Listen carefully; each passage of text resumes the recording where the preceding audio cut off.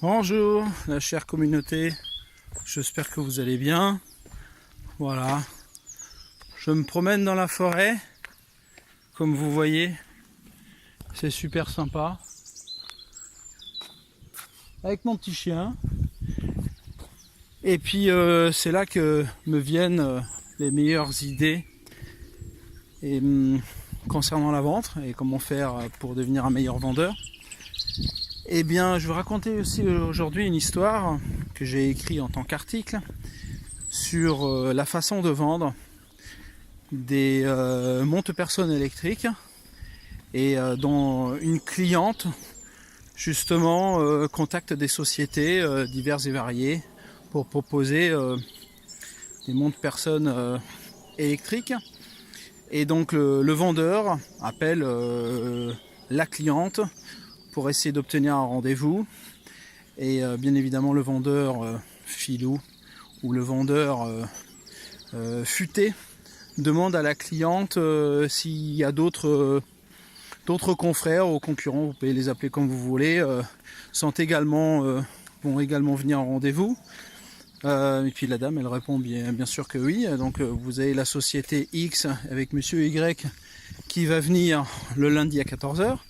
Et vous avez l'autre société, on l'appelle la société Z, avec monsieur O qui va venir le mardi à 11h.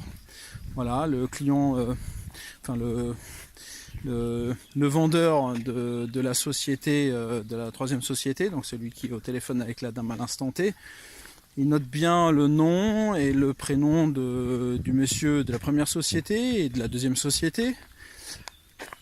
Voilà, et il prend lui-même rendez-vous en dernier, donc en troisième position, le mercredi à 14h. Il raccroche. Et puis il compose le numéro de téléphone de la société qui a rendez-vous à 14h lundi.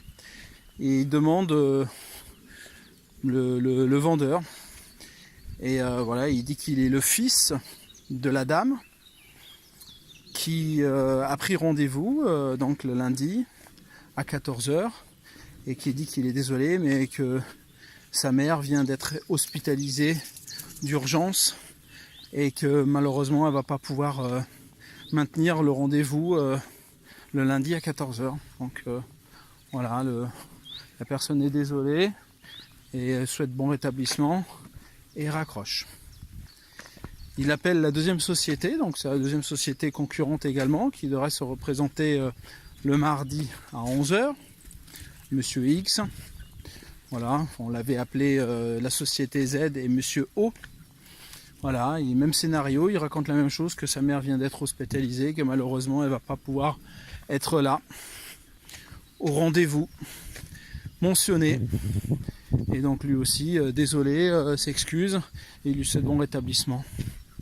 Alors, le mercredi, cette même personne, donc qui a appelé au préalable les deux concurrents pour les annuler de manière subtile, hein, se présente à la dame chez la cliente pour lui vendre donc le monte-personne électrique et donc lui dit bon voilà, très bien, alors vous avez reçu certainement d'autres propositions, des personnes que vous m'aviez évoquées par téléphone récemment, et la dame lui dit non, je n'ai rien reçu comme offre. Et donc la personne lui dit ils sont venus ou ils sont pas venus? Non, ils sont pas venus. Ah, ils sont pas venus. Et est-ce qu'ils vous ont annulé au moins? Non, ils m'ont pas annulé, ils m'ont pas prévenu par téléphone comme quoi ils n'allaient pas se présenter. Voilà, ni monsieur X de la société Y et ni monsieur O de la société Z. Très déçue la dame, donc écoute le vendeur ici présent pour lui déballer justement la totalité de sa gamme. Et lui, il a réussi à annuler, à berner, à mettre hors circuit justement les deux concurrents. Donc il aura jeu facile pour lui vendre ce qu'il souhaite, puisque c'est le seul à être présent et c'est le seul qui sera le seul apte à lui faire une offre correcte. Donc elle a gagné en confiance déjà parce qu'il est présent.